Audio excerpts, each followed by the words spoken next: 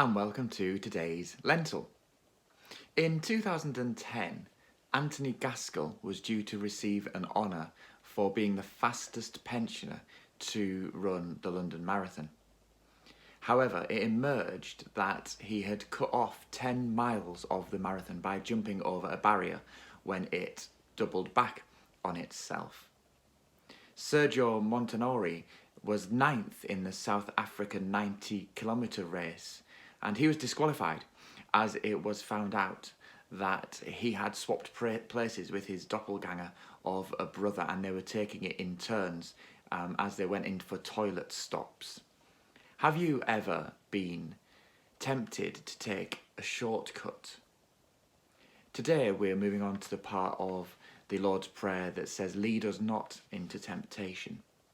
Now that might be a little bit strange because the Bible teaches us in James 1:13 that God tempts no one to evil. So why does Jesus then say to lead us not into temptation? Well, have you ever seen the video of a child who is put in front of them a bar of chocolate or a sweet, and they're told, if you wait 5 minutes, you can have another? And you see the child sit anxiously looking at the sweet. They might pick it up and lick it and put it back down. They might pick it up and smell it and put it back down. And some of the children in this experiment picked up the sweet and ate it. They were tempted and they couldn't be dissuaded from eating the sweet or the piece of chocolate, regardless of the prize that was to come. So what does it mean to not be led into temptation? Joachim Jeremias, who is a New Testament theologian, says what it means is this: don't let me fall victim, not to everyday temptations, but to the last great trial. What "do not lead us into temptation" may mean is that we are not to fall to the trials that we have.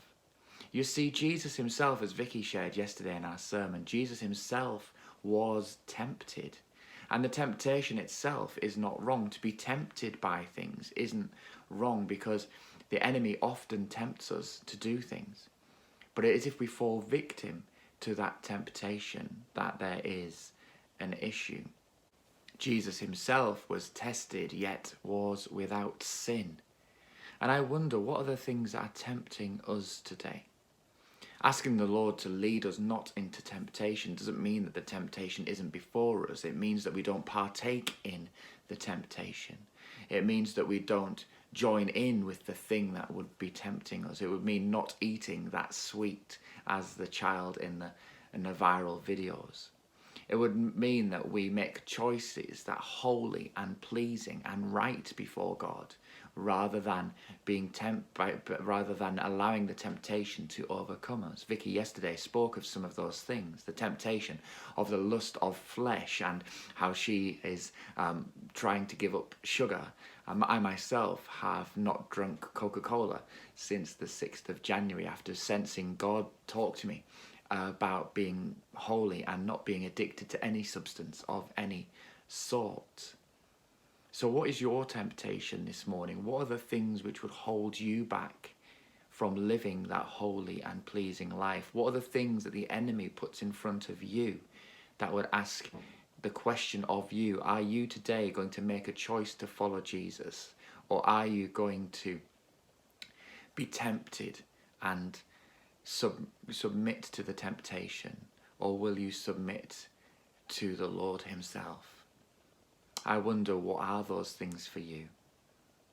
And whether you are willing and able to yield, an old-fashioned word, but a lovely word, yield your will to the will of God. Will you surrender all that you have into his hands today? And would you pray with me? Lead me not into temptation. Don't allow me to submit myself to the temptation, but allow me to follow Jesus.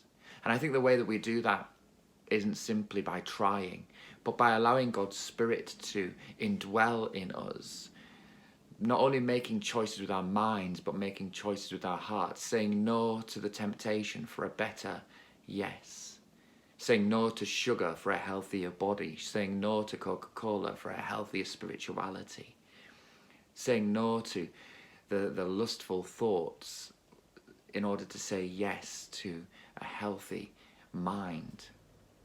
What is the Lord saying to you today? Would you pray with me? Do not lead me into temptation. God bless you. I hope you like and subscribe today's Lentil, and we hopefully will see you tomorrow as we continue our journey on the Lord's Prayer. God bless.